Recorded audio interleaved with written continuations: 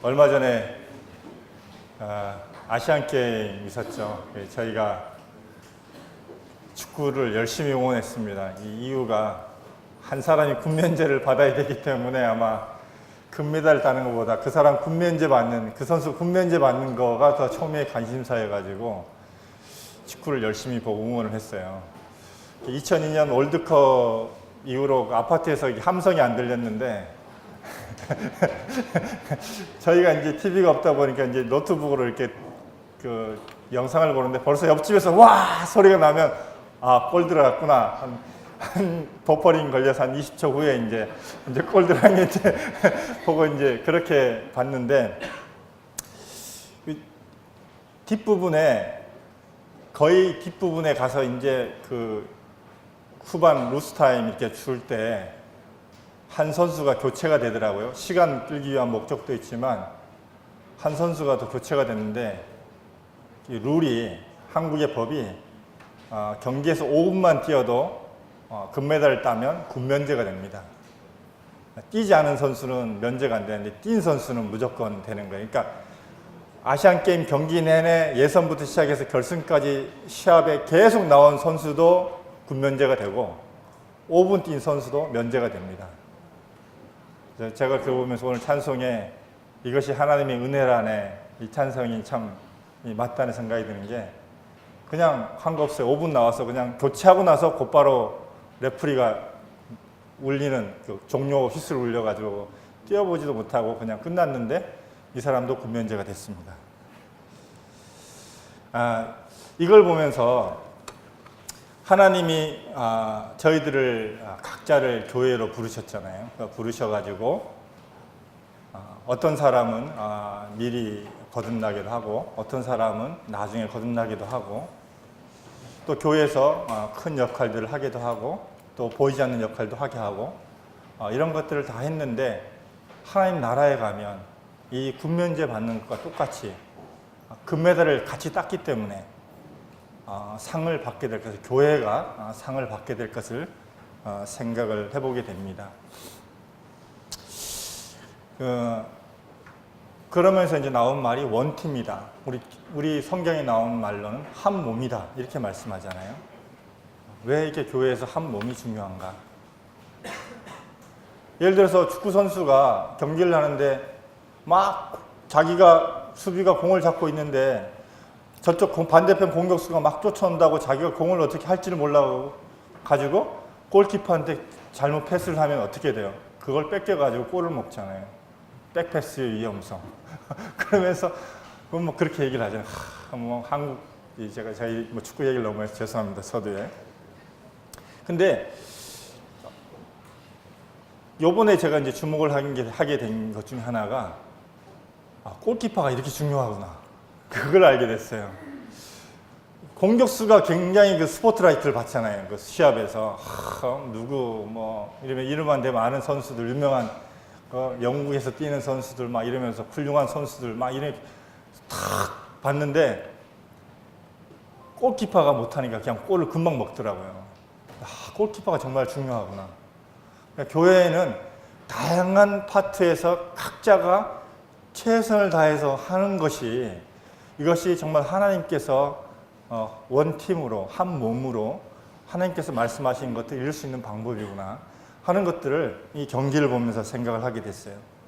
그 계시록 2장에 보면 에베소 교회가 나오는데 에베소 교회의 말씀을 보면은 하나님께서 너희가 처음 사랑을 버렸다. 그리고 나중에 그들이 취한 것이 니고라당의 행위를 취한 것을 보면서 그들이 처음에는 그 성도들 안에 깊은 사랑이 있었지만 점점 시간이 지나면서 이들이 어떤 교회 안에 계급을 갖게 되고 나누어지고 이런 모습들이 있었던 걸 보게 돼요. 이것이 단순히 그냥 뭐 1, 2년 사이 일어난 일이 아니라 여러 시대를 거치면서 자식의 손자의 증손자, 고손자 이렇게 태어나면서 이런 일들이 점점 벌어진 것을 생각을 역사적으로 볼 때 알 수가 있어요. 그러니까 그래서 하나님이 말씀하실 때 처음이라고 이런 단서를 처음, 지금 그러니까 마지막이잖아요. 이런 그 말씀을 에베소 교회에 이렇게 하셨더라고요. 그 지난 수요일 날 데살로니가후서 2장 교제를 했는데 잠깐 보겠습니다. 데살로니가 2장 13절로 15절까지입니다. 주께서 사랑하시는 형제들아, 우리가 항상 너희에 관하여 마땅히 하나님께 감사할 것은 하나님이 처음부터 너희를 택하사 성령의 거룩하게 하심과 진리를 믿음으로 구원을 받게 하심이니, 이를 위하여 우리의 복음으로 너희를 부르사 우리 주 예수 그리스도의 영광을 얻게 하려 하심이니라. 그러므로 형제들아, 굳건하게 서서 말로나 우리의 편지로 가르침을 받은 전통을 지키라. 자, 여기 데살로니가 2장 13절로 15절 말씀해 보면 그들이 하나님이 택하셔가지고 성령의 거룩하게 하심과 믿음으로 진리를 믿음으로 구원받았다라고 이렇게 말씀을 하고 있습니다. 그리고 15절하고 14절이 좀 이렇게 순서를 좀 바꿔서 본다 그러면 14절에 우리가 너희들에게 전한 말과 편지로 가르침의 전통을 그 가르침의 전통을 지키고 나면 너희가 이후에 주 예수 그리스도의 영광을 얻게 하실 것이다. 이렇게 성경에 기록을 하고 있습니다. 여기 전통, 15절의 전통을 보니까 이 전통이란 말이 원어적인 의미로 보니까 일반적인 전통, 옛날부터 내려오는 전통도 있지만 또 전달하다는 의미가 있습니다. 영어로는 트랜스미션이라고 이렇게 얘기하고 있는데, 우리 저기 자동차 잘 하시는 분들 트랜스미션 하면 뭡니까? 변속기잖아요, 변속기. 엔진의 힘을 바퀴에 전달하기 위해서 적절하게 기어를 조작해가지고 그 힘을 바퀴까지 전달하는 역할을 하는 그게 바로 변속기, 트랜스미션. 그러니까 우리 광학 쪽에서 보면은 트랜스미션 하면 투과되다 이런 의미가 있습니다. 저기 이제 제가 두 가지를 보여드릴게요. 자, 이게 두 가지가 있습니다. 자, 이건 어떻게 돼요? 제가 이렇게 여러분을 봐도 똑같은 색깔로 이렇게 보이죠, 그렇죠? 이건 투과되다는 의미가 있습니다. 요건 이 녹색깔은 어떤가? 이렇게 보면 어떤가요? 저가 어떻게 보이나요? 녹색 괴물로는 안 보이죠? 녹색깔로 보이잖아요, 그렇잖아요. 이건 뭐냐면 반투가 된다고 얘기를 해요. 트랜스미션이 아니라 트랜스플렉티브, 반투가 되는 거. 근데 성경에서 말씀하고 있는 것은 뭐냐면, 너희가 전통을 지켰다는 것은 뭐냐면 이렇게 투과됐다는 의미를 가지고 있습니다. 그러니까 사도들이 전한 말과 편지로 쓴 성경의 가르침을 그들이 투과해서 그대로 지켰다는 의미를 가지고 있어요. 그러니까 다시 말하면 우리 여기 지금 박형제님 계신데, 우리가 이 박형제님을 통해서 이렇게 봤을 때 누가 투과가 되냐면 예수 그리스도가 투과가 되는 거예요. 그리고 우리 분당 부부교회를 투과해서 봤더니 뭐가 보여요? 교회가 보이는 게, 교회가. 교회를 통해서. 초대 교회가 보이고 말씀대로 예수 그리스도가 보이는 거예요. 자, 그리고 더 우리 성도들의 모임을 통해서, 교회를 통해서 봤더니 뭐가 보여요? 약속을 통해서 오신 예수 그리스도가 보이고 창조 때 세상을 창조하신 하나님이 보이는 거예요. 이것이 전통입니다. 이것을 통해서 봤는데 훌륭한 사람이 보여요. 이건 뭐냐고, 하나님이, 예수님이 이 땅에 오셔가지고 유대인들에게 조상의 망령된 유전을 행했다라고 말하고 있는 거예요. 이걸 통해서 봤는데, 이 필터를 통해서 봤는데 사람이 보이는 거예요. 사람의 가르침이 보이고 사람의 기준이 보이는 거예요. 근데 이 데살로니가 후서에 보면은 이 말씀에서 이렇게 투과돼서 그 진리의 말씀이 보이고 초대 교회가 보이고 예수 그리스도가 보이고 창조주 하나님이 보이는 거, 이것을 지키라고 말씀하고 있는 거예요. 자, 그래서 이 굳건하게 서다라고 말씀하고 있는 이 굳건하게 서다가 뭐냐면 정지하다, 참다, 이런 의미를 견디다, 이런 의미를 가지고 있습니다. 지금 오늘날 세계에 우리가 얼마나 많은 그 가치의 아노미를 겪고 있습니까?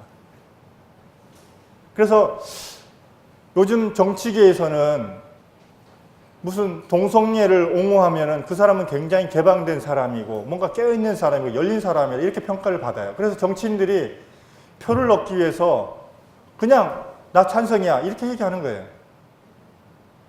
근데 기독교 계에서도 많은 그 무리를 두고 있는 그런 목사들조차도 은근히 이것을 찬성하고 심지어는 이것에 대해서 그 사람들이 소수기 때문에 보호해야 된다. 이렇게 말하고 있는 사람들이 많아요. 얼마나 무지한 거예요. 이거예요, 이거. 자기 생각을 갖다가 이렇게 걸쳐가지고 성경을 왜곡하는 사람들. 성경에는 분명히 로마서 1장 28절에서 하나님께서 그 상실한 마음대 내버려 두셨다 그랬어요. 그 음란한 짓을 행하는 사람들에게. 그리고 나서 마지막 1장 31절에 보면은 하나님이 그 사람들 사형에 해당하다고 말씀하셨다고 이렇게 말씀하고 있어요. 분명히 하나님께서 그렇게 하지 말라고 말씀하신 거거든요. 그러니까 우리가 어떤 세상의 가치관이나 또 인본주의적인 그 생각들이 은연중에 우리가 말씀에 집중하지 않으면 교회에 들어올 수가 있습니다. 그리고 우리 학생들 또 우리 직장에 다니시는 우리 형제자매님들 직장에서 이렇게 말 함부로 못해요. 나 반대해. 왜? 성경에 하나님께서 이렇게 말씀하셨기 때문에 잘 얘기 못해요. 왜냐?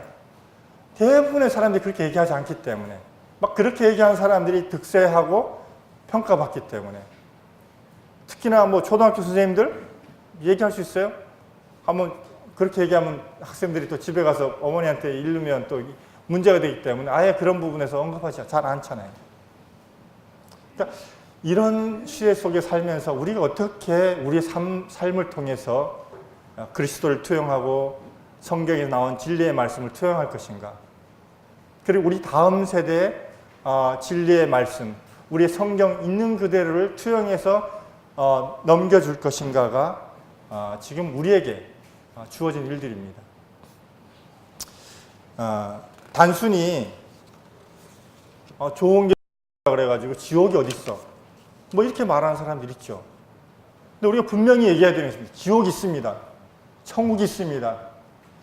예수님만이 유일한 구원의 길이십니다. 예수님에는 길이 없습니다. 다른 길 절대 없습니다. 예수님 안 믿으면 지옥 갑니다. 이 말씀 분명히 우리 삶을 통해서 해야 되는 것입니다. 우리가 그렇게 부름을 받은 사람입니다. 우리 중에 누구는 복음을 잘 전할 은사가 있어가지고 복음을 잘 전할 분도 계십니다. 또 어떤 분은 어눌해서 잘 이렇게 뭐 세계 속에 있는 생각들을 잘 얘기 못하는 경우도 있습니다. 그렇지만 분명한 것은 내가 할 수 있는, 표현할 수 있는 능력 안에서 내가 분명히 이런 분명한 진리들을 말씀을 전해야 되는 것입니다. 오늘날 유명하다고 하는 많은 교회들이 이렇게 하지 못하는 이유가 뭐냐면 그 성도들을 잃어버릴까 봐 잘 얘기를 못합니다. 분명한 복음에 대해서 얘기하지 않습니다. 여자 목사가 강단에 선 것에 대해서 그냥 넘어갑니다. 그게 세상에서 뭐 남녀 평등 이런 걸 얘기하면서 그렇게 했기 때문에 성경의 말씀보다 세상의 논리가 교회에 들어와서 그게 더 득세하는 상황이기 때문에 그렇습니다. 성도를 잃어버릴까 봐 그렇게 얘기하지 못하고 또 교회 안에 쌓여있는 많은 돈 때문에 권력 다툼을 하고 세습을 하고 그런 일들이 교회 안에 있습니다. 큰 교회가 어떻게 보면 세상을 변화시킬 수 있는 동력을 잃어버렸다고 봐야 됩니다. 지금 작지만 우리 교회가 마지막 때에 하나님께서 남겨놓으신 그런 사역들을 감당해야 될 의무자 또 우리의 마땅한 권리 이것을 지금 우리가 가지고 있습니다. 우리가 시대를 읽어야 되는 것입니다. 우리 학생부에서 학생들이 요엘서 3장인가요? 그 말씀에 보면은 하나님께서 마지막 때에 만민에게 성령을 부어주신다고 그랬는데 우리 성령을 받았는데 지금 마지막 때는 아니지 않아요? 이런 질문을 했어요. 근데 학생들이 분명히 얘기했습니다. 지금이 마지막 때다. 마지막 때에 성령을 우리에게 주신 것이다. 예수님이 부활하신 이후에 다시 오신다고 한 약속 이후로 지금까지 이 마지막 때고 제가 쉽게 이렇게 설명을 했어요. 누가 이제 예배를 끝나고 다 마치고 이제 교회에서 더 이상 할 일이 없어서 스케줄 마치고 이제 집에 돌아가게 됐을 때 아직 집에 돌아가지는 않았지만 그 시간부터 집에 돌아갈 때인 것처럼 예수님께서 부활하시고 하나님 우편에 하늘나라에 가신 이후로부터 지금이 마지막 때다. 예수님이 그때부터 지금까지 오시기로 작정되어 있는 때다라고 이렇게 얘기를 했습니다. 자, 그러면 이 마지막 때 성령을 선물로 우리에게 주셨는데 우리가 어떻게 이 교회가 이런 전통, 성경에 나와 있는 전통을 지켜야 될 것인가 하는 부분들을 성도님들과 한번 좀 상고해 보기를 원합니다. 창세기 1장 1절에서 하나님이 태초에 하나님이 천지를 창조하시니라 이렇게 말씀하셨어요. 아시는 대로 하나님이는 복수입니다. 근데 창조하시니라는 단수입니다. 세 분 하나님께서 천지를 창조하실 때 하나가 되셔서 천지를 창조하셨어요. 그래서 이 천지의 질서 속에 어떤 것은 아버지 하나님의 질서를 따르고 어떤 것은 아들 하나님의 질서를 따르고 어떤 것은 성령님의 질서를 따르고 이렇지 않아요. 동일하게 한 하나님의 질서를 따라서 온 우주가 지금도 그렇게 운행이 되고 있습니다. 마태복음 28장 19절에서 하나님께서 그러므로 너희는 가서 모든 민족으로 제자를 삼아서 아버지와 아들과 성령의 이름으로 침례를 베풀고 이렇게 말씀하셨을 때 아버지와 아들과 성령의 이름으로 했을 때 이름이 단수입니다. 아버지와 아들과 성령이 나왔으면 분명히 복수인데 창세기 1장 1절에 나온 것처럼 태초에 하나님이 할 때처럼 단수로 이 하시니라 천지를 창조하시나 할 때처럼 단수로 사용되었습니다. 그러니까 침례를 통해서 우리가 교회의 성도, 지체로 이렇게 부름을 받습니다. 그런데 이 침례를 베풀 때 어떻게 하면 아버지와 아들과 성령의 이름으로 할 때가 이 단수로 그 이름이 단수로 사용됐습니다. 그래서 우리가 침례를 받고 교회에 더해주는 순간 우리는 어떻게 들어왔다면 이 세 분 하나님의 삼위일체 되신 하나님의 완전하신 사랑과 연합을 시작으로 해서 그렇게 시작된 성도들이 교회에 이렇게 가입이 되셔서 그리스도의 한 몸 안에 들어왔습니다. 그래서 교회를 또 뭐라고 얘기하냐면 예수 그리스도가 교회의 머리이고 우리는 그분의 한 몸이다라고 이렇게 말씀하고 있습니다. 시작부터 그 삼위일체 하나님이 하셔서 우리를 성도로 부르셨습니다. 마치 창세기 1장에서 하나님이 사람을 만드실 때 우리의 형상대로 말씀해 보니까 세 번 나와 있어요. 하나님이 이르시되 우리의 형상을 따라 우리의 모양대로 우리가 사람을 만들고 세 번이나 우리가 사용됐더라고요. 그래서 누구를 만들었냐? 한 사람을 만드셨어요. 그리고 하와도 한 사람 안에서 나오게 하셨습니다. 교회도 한 사람 안에서 나오게 하셨습니다. 예수 그리스도 안에서 나오게 하셨어요. 그래서 우리가 둘이 아닌 거예요. 예수 그리스도가 하나고 우리 몸이 하나인 것입니다. 이게 창조의 원리고 새로운 창조의 원리입니다. 그래서 교회가 나눠질 수 없는 거예요. 다시 말하면 교회가 이렇게 삼위일체 되신 하나님을 트랜스미션, 투과해서 반영한 전통을 드러내는 것이 바로 교회입니다. 우리 학생들에게 삼위일체가 잘 이해가 안 돼요. 머리가 세 개가 있고 몸이 하나이고 하나님이 그런 거 아니에요? 그런 얘기를 했어요. 그래서 그러면 예수님이 침례를 받으실 때 하늘에서 이는 내 사랑하는 아들이요 기뻐하는 자라 그렇게 말씀하시는 분 누구야?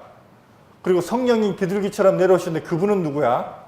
그러면 예수님이 원맨쇼 하신 거야? 아니거든요. 세 분이 각자 계시지만 절대 남남이 될 수가 없는 거예요.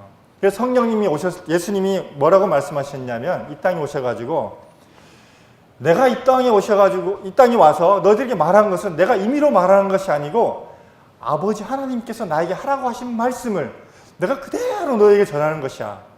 그리고 예수님이 또 제자들에게 말씀하실 때 내가 가면 보혜사 성령을 너에게 보내줄 것인데 이 보혜사 성령은 내가 너희들에게 한 말을 기억나게 하고 또 무엇인지 깨닫게 해주실 거야. 이렇게 얘기했어요. 그래서 아버지 하나님이 말씀하신 거나 아들 하나님이 말씀하신 거나 성령 하나님이 말씀하신 거 틀려요? 똑같아요. 그리고 우리가 이제 이렇게 했어요. 우리 여기 박형제님 있고 배영재님 있고 저가 셋이 이렇게 있는데 이제 여기서 이렇게 세 사람에게 교제를 우리 이 일에 대해서 이렇게 합시다라고 이제 토론해가지고 교제하고 얘기를 했어요. 그런데 교제하지 않은 일이 일어났어요. 그러면 어떻게 했어요? 저는 저 나름대로 얘기할 것이고 여기 박형제님은 박형제님 나름대로 얘기할 것이고 배영재님 배영재님 나름대로 얘기할 거예요. 내 생각에는. 근데 하나님은 어떠냐면 이렇다 할지라도 세 분이 하신 말씀이 일치한다는 거예요. 각자의 캐릭터를 가지고 계시지만 분명히 서로 연합되고 완전한 일치를 통해서 말씀하시는 거예요. 그것을 바로 이 교회 가운데 드러내기를 원하시는 거예요. 전통, 트랜스미션. 이것을 삼위의 하나님의 그 모습을 교회에 그대로 투영해가지고 교회를 통해서 그리스도의 그 세 분 하나님의 연합과 서로 사랑하는 그 모습을 이 교회 가운데 나타내기를 원하신 거예요. 하나님이 그것을 이 교회 가운데 두셨고 이 교회가 그것을 세상 가운데 드러내야 되는 것이에요. 에베소 4장에 이런 말씀이 있습니다. 4장 3절에 평안에 매는 줄로 서로 성령이 하나 되게 하신 것을 힘써 지키라. 몸이 하나요 성령도 한 분이시니 이와 같이 너희가 부르심의 한 소망 안에서 부르심을 받았느니라. 주도 한 분이시요 믿음도 하나요 침례도 하나요 하나님도 한 분이시니 곧 만유의 아버지시라. 만유 위에 계시고 만유를 통일하시고 만유 가운데 계시도다. 우리 각 사람에게 그리스도의 선물의 분량대로 은혜를 주셨나니 이렇게 말씀하시면 은사가 나옵니다. 세 분 하나님이 하나이신 것을 말씀하시고 나서 교회에 각양 은사를 주신 것을 말씀하고 있습니다. 어떻게 해요? 그리스도 아버지 하나님, 성령 하나님이 하나가 되신 것처럼 하나님께서 교회에 각양 은사를 주실 것인데 이 각양 은사를 통해서 하나 된 것을 드러내서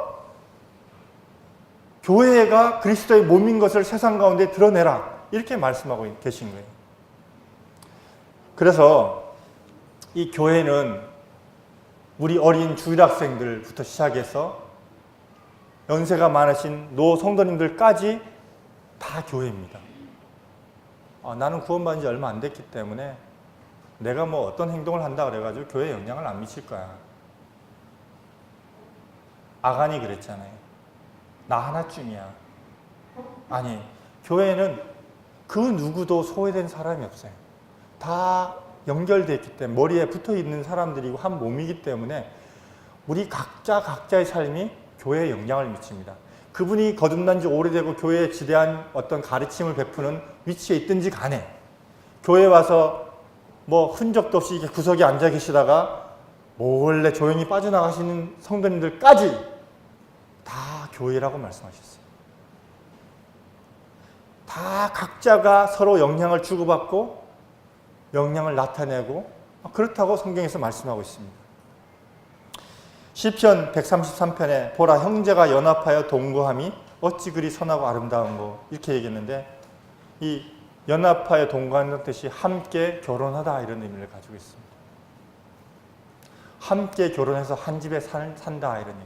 교회가 뭐냐면 그리스도와 함께 결혼해서 한 집에 사는 것이 교회라고 말씀하고 있잖아요. 머리에 있는 보배로운 기름이 수염 곧 아론의 수염에 흘러서 그의 옷깃까지 내리며 이 말씀을 묵상하면서 대제사장 대신 예수님이구나. 이 아론이 대제사장이잖아요. 대제사장 된 예수님, 머리 대신 예수님의 그 기름이 성령이 이 소매를 거쳐서 이 손끝까지 온 몸에 전달이 되는 거예요. 지체들을 통해서. 교회가 이런 것이구나. 하나님께서 이것을 말씀하셨구나. 그랬더니 헐몬의 이슬이 시온 산들의 내림 같도다 이렇게 했는데 이 헐몬에서 내린 이슬이 빗줄기 같이 내린대. 그래서 아침에 텐트를 걷어보면 텐트가 흠뻑 젖어 있을 정도로 빗줄기 같이 내리는 이슬인데, 이렇게 내려서 뭐라고 말씀하고 있냐면 거기서 여호와께서 복을 명하셨나니 곧 영생이로다. 교회 안에서 하나님께서 복을 명하셨다고 말씀하셨어요. 어제 가정교회에서 어떤 분이 이런 말씀하셨어요. 난 구원받고 그냥 뭐 성경 읽고 혼자 이렇게 잘 살면 그냥 그리스도인으로 이렇게 무난하게 살 거라고 생각했다. 그런데 결코 그렇지 않다는 걸 발견했다. 교회를 통해서 내가 세움을 받고 내가 성숙해지고 잘한다는 것을 느꼈다. 교회가 없다 그러면 내 신앙에 아무것도 없다는 것을 이렇게 느꼈다. 이런 말씀을 하셨는데 굉장히 화답이 됐어요. 저도 그렇습니다. 어제 창세기 20장 말씀을 이렇게 교제를 했는데, 뭐 20장 말씀을 잘 하신 대로 또 부끄러운 아브라함의 과거의 모습이잖아요. 아브라함이 처음에 아브람이었을 때 75세일 때 애굽으로 내려갔는데 바로가 두려워가지고 자기 아내를 누이라고 속였어요. 그래서 한번 부끄러움을 당했어요. 근데 하나님이 말씀을 보니까 하나님이 아브라함에게 아무 말씀도 안 하시더라고요. 잘못한 건 아브라함이잖아요. 아내를 그냥 자꾸만 이래가지고 누이라고 그래. 나 위험해 지금. 죽어. 우리 죽어. 다 죽어. 살아야 되지 않겠어? 그래서 아내도 남편이 그러라 그러니까 우리 남편 언제 바뀌나 이러면서 했겠죠. 근데 하나님이 바로에게 나타났어요. 바로에게 바로의 잘못에 대해서 말씀하고 있어요. 사례가 남편이 있는 여인인 것을 말씀하셨어요. 그리고 나서 하나님께서 약속을 또 새롭게 하시면서 아브라함 이름도 바꾸고 사라의 이름도 바꿔서 이제 아브라함이라는 이름을 가지면서 창세기 20장이 들어왔는데, 아비멜렉에게, 그랄랑 아비멜렉이 또 99세나 됐어요. 75세에서 99살 빼면 몇 년? 24년? 지났잖아요. 보니까 계속 그렇게 했더라고. 어디를 가면 계속 자기는 위험한 상황이 처하면 계속. 그런데 하나님이 또 아브라함에게 말씀하시지 않고 이 아비멜렉 꿈에 나타나셔가지고 남편이 있는 여인인데 너가 왜 그 여인을 취하려고 하냐면서 아비멜렉을 꾸짖으셨어요. 그랬더니 아비멜렉이 제사장과 함께 은전을 주면서 아브라함에게 가라고 이렇게 얘기를 하는데, 하나님이 그 꿈에서 뭐라고 말씀하시냐면, 아브라함은 내 선지자다. 그가 내한테 기도하면 내가 듣는 사람이다. 생각해 보세요. 하나님의 선지자인데 하나님을 정말 붙잡고 아비멜렉이 나 하나님 믿는 사람이야 이렇게 얘기해야 될 사람인데, 하나님을 드러내지 못한 사람에게 아브라함이 내 선지자니까 아브라함한테 얘기해서 너의 집에 이런 재앙이 일어나지 않도록 요청해라. 그러면 그가 기도하면 내가 들을 것이다. 이게 가당치 않은 얘기잖아요. 자격 없는 선지자 아니에요? 그런데 하나님이 아브라함에게 너 왜 또 잘못했나 이렇게 말씀하지 않았어요. 우리 자녀들이 이상하다는 거예요. 잘못한 사람은 아브라함인데 왜 아비멜렉에다 뭐라 그러고 아브라함한테 재산을 더 줘요? 여기서도 하나님이 아브라함한테 뭐라고 하지 않으시더라고요. 그래서 질문을 하길래 저도 순간적으로 이렇게 생각을 해봤어요. 왜 그러셨을까? 그래서 저 생각이 났어요. 내가 아브라함처럼 이럴 때가 얼마나 많나. 근데 하나님이 오히려 나에게 말씀하시지 않고 다른 주변 사람들을, 오히려 나한테 그렇게 한 사람들을 어렵게 하면서 나한테 되려 복을 주시고 재물을 주시고 은혜로 하시지 않냐. 하나님 처음부터 나에게 어떤 계약의 대상으로 하실 때 내 조건을 묻지 않으시고 하나님 쪽에서 일방적으로 약속을 하셨기 때문에 그 약속을 일방적으로 지켜나가시고 그 아브라함에게 철저히 내가 정말 아무것도 하나님 앞에서 할 수 없는 존재이구나.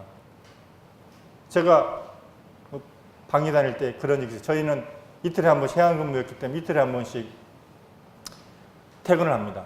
하루는 밤새워서 근무를 하고 퇴근하는데 저희 구조가 좀 이상해서 퇴근하고 나면 고참이 저희를 불러다가 뭐 뺑뺑이도 굴리고 뭐 제 전에 있던 사람들한테 뭐 저기 디스코장에도 가자 그렇게 얘기를 했어요. 근데 저는 그때 거듭났기 때문에 고참이 되게 무서운 사람이었어요. 그런데 뭐 내가 맞으면 맞겠다 생각하고 나는 그런데 거듭났기 때문에 그런데 갈 수 없습니다라고 얘기를 했더니 제 바로 위에 있는 고참을 제 앞에서 엎드려 뻗쳐 시키고 나서 그 사람을 막 패는 거예요.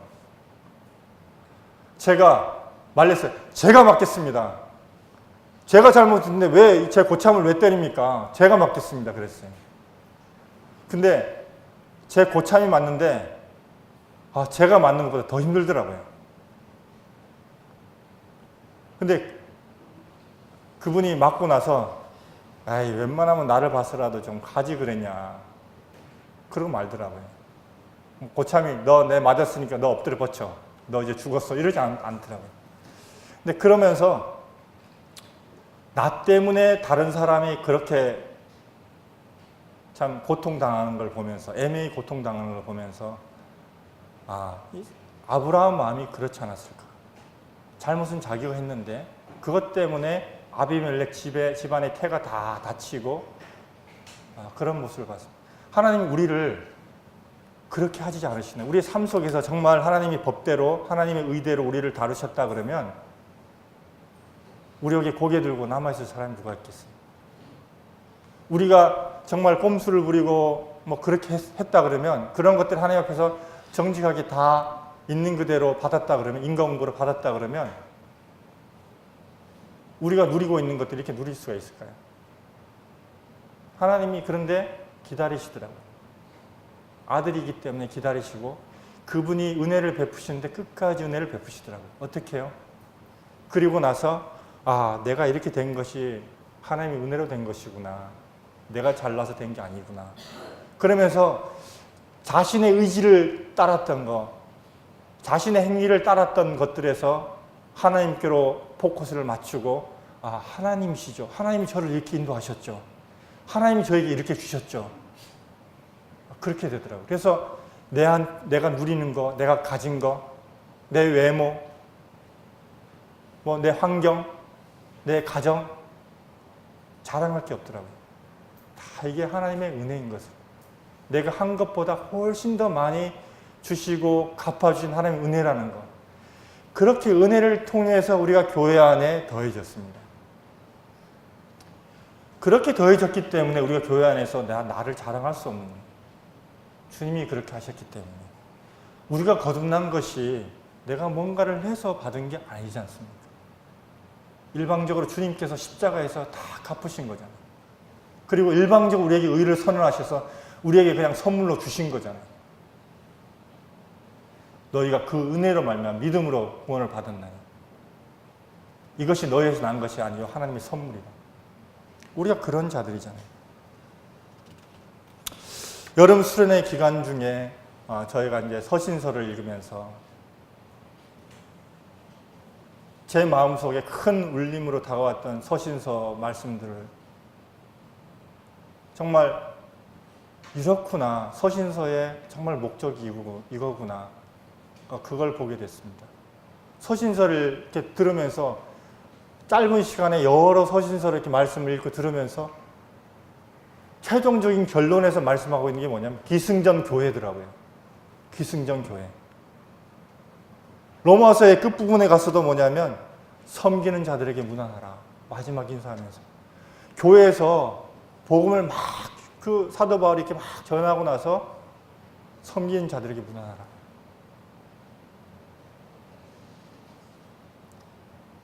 저는 그 말씀을 보면서 처음에는 이 복음서를 이렇게 읽으면 로마서를 이렇게 읽으면서 복음을 분명히 하기 위해서 이게 성경이 기록됐구나. 근데 우리 그 성도 집회 하게 되면 성도 훌륭한 강사님들이 오시면 막 한 3일 정도 말씀을 쫙 전하고 나시면 그 영적인 분위기가 그 전하신 형제님에 대해 한 부분에서 되게 존경과 쏠림이 쫙 옵니다.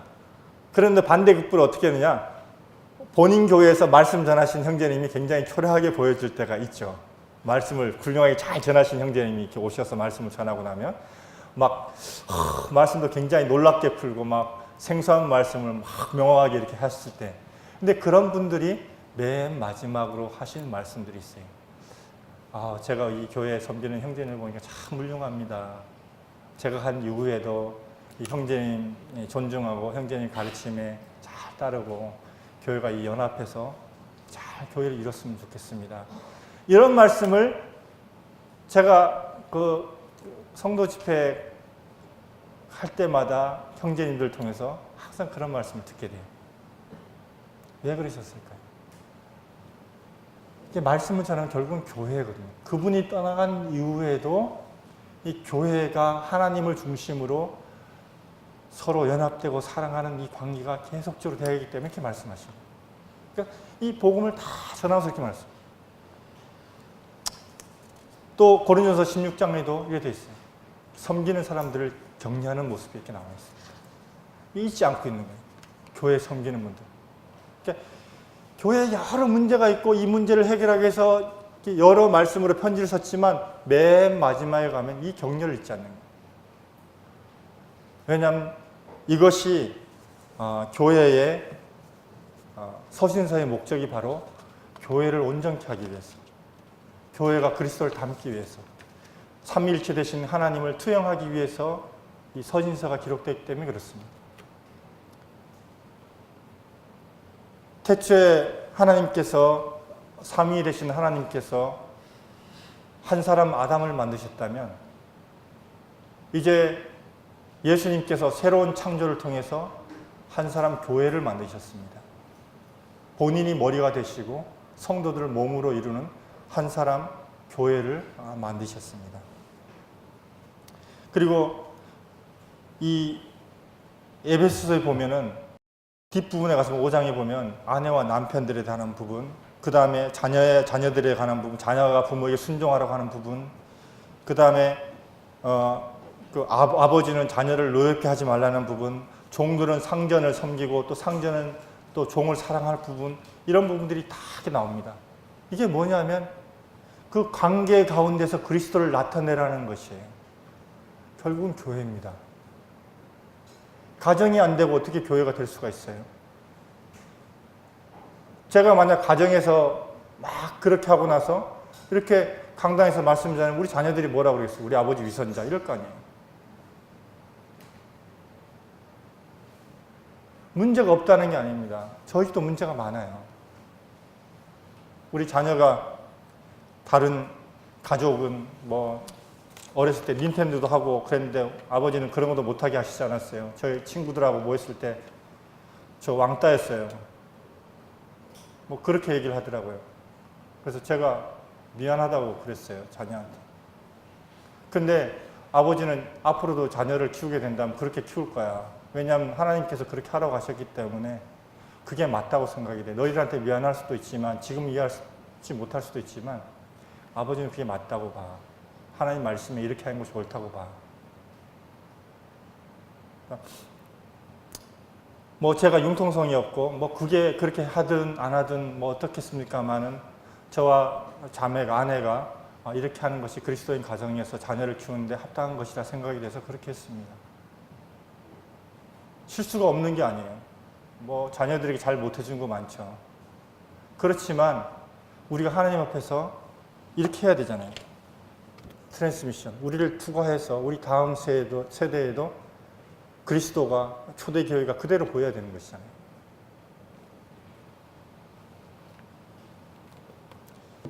골로새 3장에도 아내들아 남편에게 복종하라 이렇게 나와 있습니다. 남편들아 아내를 사랑하고 자녀들아 모든 일에 부모에게 순종하고 상전들아 의와 공평으로 종들에게 베풀어라. 이 말씀의 서신서 뒷부분에 가면 동일하게 이런 말씀이 나오더라고요. 다 기승전 교회고 삶이에요.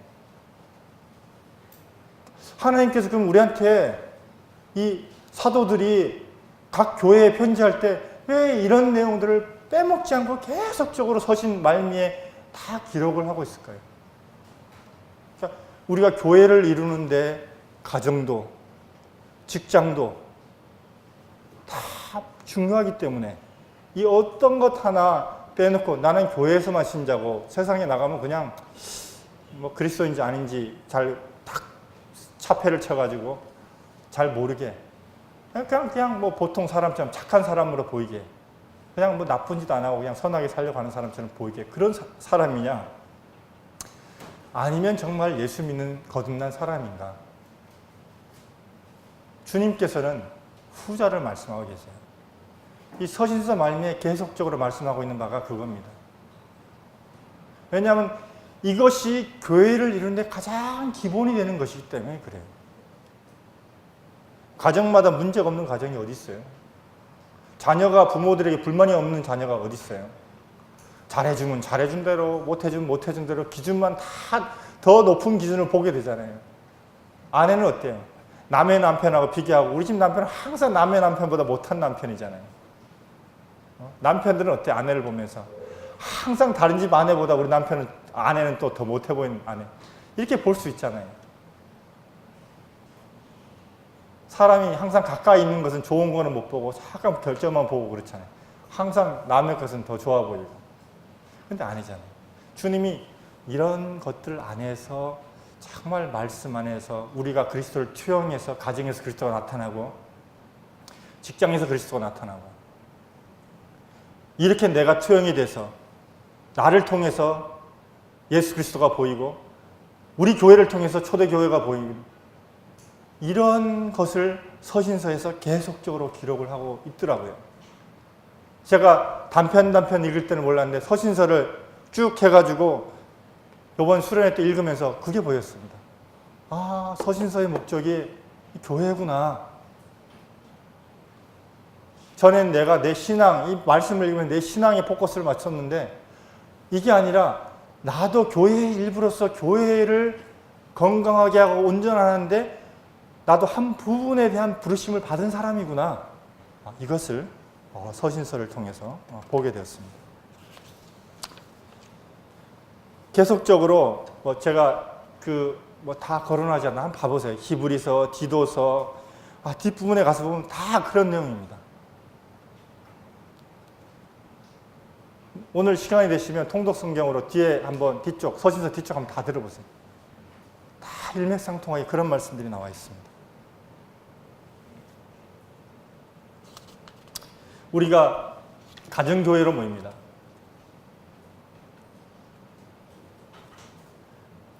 가정교회에서는 섬김이 있어야 됩니다.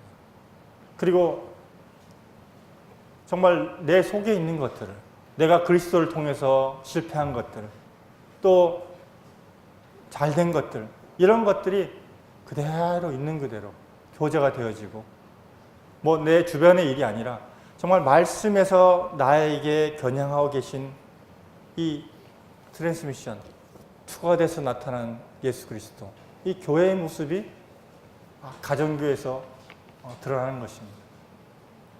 그러니까 우리 모치님이 그런 말씀하셨어요. 여름에 더워서 쉬었더니 정말 아닌 것 같더라. 그런 말씀하셨는데 그렇습니다. 우리가 교제에 참여하는 것, 우리가 그리스도를 붙잡고 있을 수 있는 훌륭한 교제의 장입니다. 우리가 어떻게 혼자 설 수 있습니까? 맹수들은 항상 무리 속에서 떨어져 있는 어린 짐승들을 공격합니다. 우리 스스로 설 수 없는 자들인 걸 우리는 스스로 알고 있습니다. 내가 얼마나 아브라함과 같이 얼마나 내가 불리한 상황이 생기면 거짓말을 하고 둘러대려고 하고 나한테 유리한 말만 하려고 하고 이런 자들이잖아요. 적어도 저는 그렇습니다. 그런데 그러면서 내가 그리스도 앞에서 내가 아무것도 아니구나. 나도 모르게 튀어나온 그런 말들이 나의 얼굴을 뜨뜻하게 하지만 예수님이 너 일로 와. 너 잘못했지. 너 그때 그런 말 했지 않고 기다리시더라고요. 부끄럽게 하시면서. 내가 그리스도인데 주님이 내 안에 계신데 내가 왜 이랬을까? 주님 죄송합니다. 정말 저는 제 안에 의가 아무것도 없습니다. 주님이 제 의가 되십니다.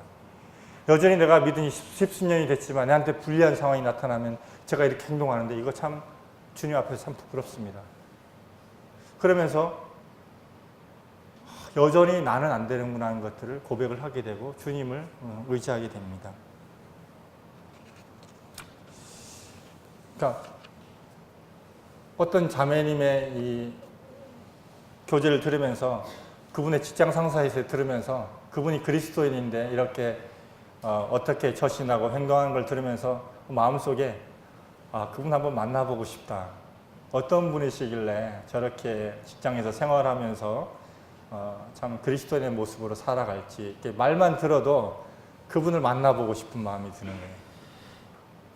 우리가 다 그렇잖아요. 우리가 가정교회에서 교제를 할 때 내 안에 계신 그리스도가 이렇게 드러날 때 그 앞에 있는 성도가 사랑스러워지고 그냥 인간적인 친해진 것 말고 그 안에 있는 그리스도를 보면서 정말 저 형제, 저 자매 참 귀하다, 참 이쁘다, 사랑스럽다. 그래, 내 안에도 그런 주님이 계시지. 내 어떤 생각들, 막 주장들을 드러내는 것이 아니라 우리가 그 교제를 통해서 예수 그리스도가 드러나는 이 투영되는 예수 그리스도. 정말 가정교회에 참여하세요. 이 누리는 복이 내가 거기서 복을 명하였나니 영생이라고 말씀하신 이 복이 바로 우리의 모임 가운데 있습니다. 성령께서 그 안에서 우리에게 주셨습니다. 삼위 되시는 하나님께서 완전한 하나가 되신 것처럼 우리가 성령 안에서, 교회 안에서, 모임 안에서 완전한 연합과 사랑으로 하나가 된 교회, 그런 교회를 하나님께서 꿈꾸시고 우리를 이곳에 부르셨습니다. 우리 각자의 삶을 통해서 또 모였을 때 교제를 통해서 그리스도가 투영되길 바라고 주일날 오셔가지고 밥만 먹고 훅 도망가신 분 없기를 바라요. 교제하십시오. 누굴 붙잡고라도 흠이 안 됩니다. 교회 안에서 교제하는 게 무슨 흠이 돼요. 설령 그게 돌아서 다른 말로 내 귀에 들린다 할지라도 그게 무슨 문제가 돼요. 내가 주님 앞에 있는데. 그런 거 두려워하지 마세요. 기분 나쁘잖아요. 막 내가 은밀하게 어떤 자매한테 얘기했는데 그게 돌아서 이상한 소리로 내 귀에 들려. 기분 나빠. 이렇게 할 수 있잖아요. 그러지 마세요. 그런 것들을 다 들어서 우리를 그리스도의 사람으로 바꿔 가신 거기 때문에 좋은 약도 부작용이 있잖아요. 그렇다고 약을 안 먹을 수 없는 것처럼 우리가 성도들 안에서 교제를 통해서 정말 그리스도가 드러나야 돼요. 우리 교회밖에 이런 말씀 하면 죄송합니다만은 대안이 없어요. 세상에. 멸망해가는 이 세상에 이렇게 연합되고 그리스도가 나타나고 온전해진 이런 흐름 가운데 있으면서 누가 편 가르지 않고 누가 더 잘나니 세니 하지 않고 이렇게 연합돼서 교제를 이루는 거, 이런 교회 만나기 힘들어요. 우리가 이걸 위해서 또 이것이 변질되지 않도록 애써야 됩니다. 주님이 이 성령을 통해서 교회 가운데 이것을 지금 하고 계시는 거예요. 그 안에 있는 우리가 얼마나 행복합니까? 조금 잘못됐어도 조금 뒤로 물러나갔다가도 교회가 그런 것이지 알면은 다시 돌아와서 이 교제 가운데 들어오잖아요. 우리 다 그렇게 부르셨어요. 우리 교제 가운데 얼마나 힘이 납니까? 정말 우리가 이 교제를 통해서 주님으로 인해서 뜨겁습니까? 가정교회에서 추구하는 바, 또 우리 교회가 모였을 때 추구하는 바, 이런 예수 그리스도 이런 교회가 우리와 우리 삶을 통해서 투영돼서 세상 가운데 드러나기를 원합니다. 이것이 저의 기도 제목이고 우리 성도님들의 기도 제목이고 실행의 목적이고 또 방향이 됐으면 좋겠습니다. 이상입니다.